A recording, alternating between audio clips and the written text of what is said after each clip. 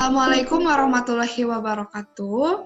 Kami dari kelompok 11 dengan anggota saya sendiri, Feni Febrianti dengan NIM 1806443 dan rekan saya, Gemi Nuranjela dengan NIM 1802180. Di sini kami akan mempresentasikan materi tentang teks cerita fiksi. Nah, yang pertama akan dipaparkan oleh saya sendiri, pengertian teks cerita fiksi. Pengertian teks cerita fiksi. Cerita fiksi adalah cerita khayalan yang tidak terjadi sebenarnya. Cerita fiksi dibuat berdasarkan pada imajinasi dan kreativitas dari si penulis cerita. Nah, membaca cerita fiksi ini tidak pernah membuat kita merasa bosan ya teman-teman. Nah, karena kisah-kisahnya yang menarik dan unik seperti membawa kita ke dalam imajinasi sang penulis. Nah, terus di sini pun ada struktur teks cerita fiksi.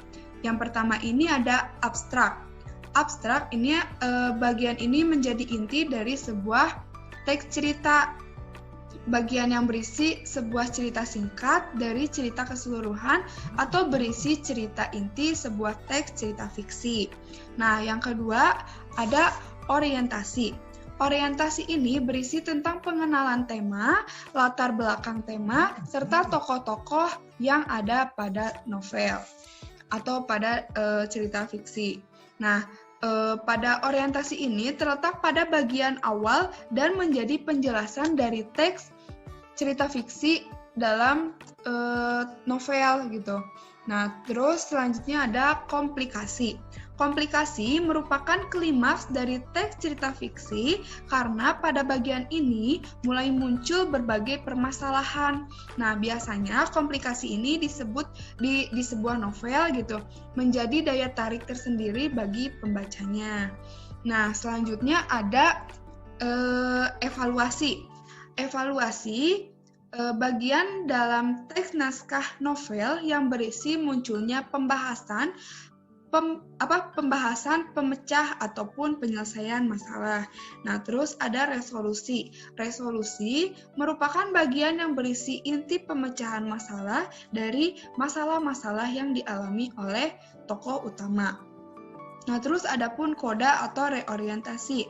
Pada koda atau reorientasi ini berisi amanat dan juga pesan moral positif yang bisa dipetik dari sebuah naskah teks cerita fiksi. Nah, selanjutnya ada unsur-unsur teks cerita fiksi. Nah, yang pertama ini ada tema. Tema merupakan gagasan ide pokok pikiran yang dituangkan pengarang dalam karyanya baik secara tersurat maupun secara tersirat.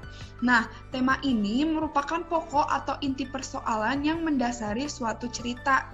Untuk menemukan sebuah tema dalam sebuah karya fiksi, ialah harus disimpulkan dari keseluruhan cerita, tidak hanya berdasarkan bagian-bagian tertentu dari sebuah cerita.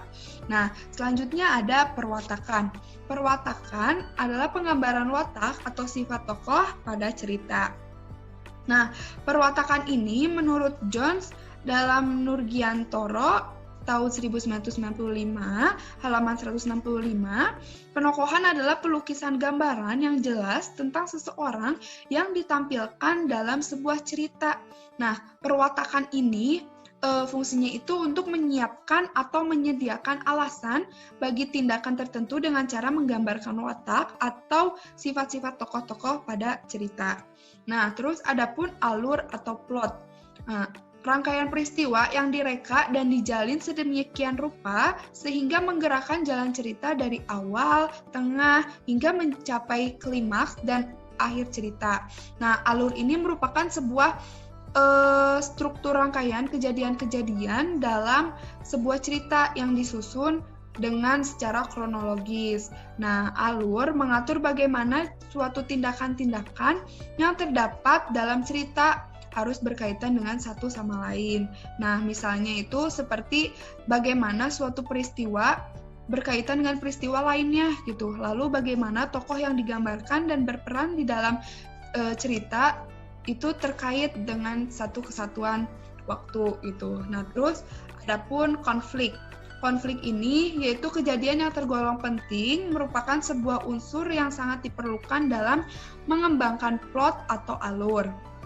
Nah, pada konflik ini tokoh utama cerita harus berhadapan dengan peristiwa yang memaksanya untuk memilih satu dari dua atau banyak pilihan.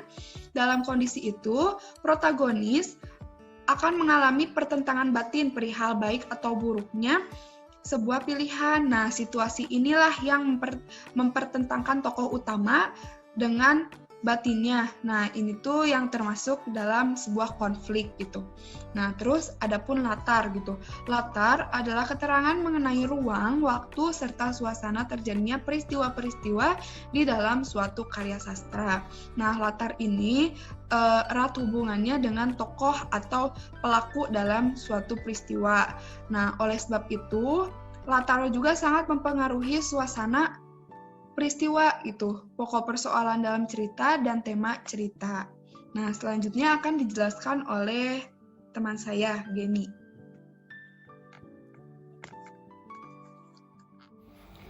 Nah, tadi teman saya sudah menjelaskan cerita teks fiksi. Di sini juga saya akan melanjutkan penjelasan dari teman saya. Sebelum saya melanjutkan, izinkan saya untuk memperkenalkan diri. Perkenalkan, nama saya Gemi Nur Angela dari kelas 6C peminatan PGSD. Nah, yang pertama di sini yang akan saya jelaskan yaitu klimaks gitu. Karena untuk yang lainnya sudah teman saya jelaskan. Nah, klimaks itu apa sih gitu? Karena orang-orang tuh sekarang sering banget gitu menggunakan kata klimaks gitu, entah dalam menyanyi gitu kan, kamu sudah klimaks gitu, atau Anda kurang klimaks gitu, sering banget gitu kan, apalagi di dangdut-dangdut gitu, juri-juri sering menggunakan kata klimaks. Nah, apa sih kata klimaks itu? Nah, klimaks itu sendiri yaitu sebuah konflik yang telah mencapai tingkat intensitas tertinggi, yang saat itu merupakan sebuah yang tidak dapat dihindari. Nah, terus setelah klimaks ada amanat. Apa sih amanat gitu? Amanat itu sebuah gagasan yang menjadi dasar karya sastra, yang merupakan pesan yang ingin disampaikan seorang pengarang kepada pendengar atau pembaca. Terus selanjutnya ada tokoh. Di sini tokoh itu sebagai pelaku gitu dalam karya sastra. Karya sastra juga dari segi peranan dibagi menjadi dua. Ada tokoh utama dan juga ada tokoh tambahan. Selanjutnya ada sudut pandang. Nah, apa gitu sudut pandang itu? Sudut pandang yaitu cara pandang pengarang sebagai sarana untuk menyajikan tokoh, tindakan, latar, dan berbagai peristiwa yang membentuk cerita dalam sebuah karya fiksi kepada pembaca. Nah, setelah tadi saya menyampaikan tentang unsur-unsur teks fiksi, di sini juga ada yang namanya ciri-ciri teks fiksi. Apa gitu ciri-ciri teks fiksi? Yang pertama, memiliki kebenaran relatif dan tidak mutlak. Yang kedua, cerita yang bersifat rekaan atau berupa imajinasi pengarang. Yang ketiga, karya fiksi tidak memiliki sistematika penulisan yang baku. Yang keempat, cerita yang mengandung pesan moral atau amanat tertentu. Nah, yang kelima yaitu cerita fiksi menyasar emosi gitu, perasaan pembaca. Yang keenam, yang terakhir, cerita fiksi menyampaikan sudut pandang yang berbeda. Nah, setelah tadi ada ciri-ciri, di sini juga ada yang namanya contoh teks fiksi gitu. Yang pertama ada novel, yang kedua ada roman, yang ketiga ada cerita pendek, yang keempat ada novelet. Nah, novel itu sendiri yaitu cerita yang berupa prosa yang menyajikan permasalahan-permasalahan yang kompleks. Terus ada romans. Roman itu cerita yang cenderung mengarah ke cerita klasik. Yang ketiga ada cerita pendek, cerita yang berbentuk prosa naratif fiksi. Nah, yang keempat, yang terakhir novelet, yaitu cerita yang lebih panjang dari cerpen dan lebih pendek dari novel. Nah, itu penjelasan dari saya ya tentang cerita teks fiksi dan teman saya. Kurang lebihnya terima kasih gitu ya, dan apabila ada kesalahan mohon maaf dan sampai jumpa, semoga bermanfaat.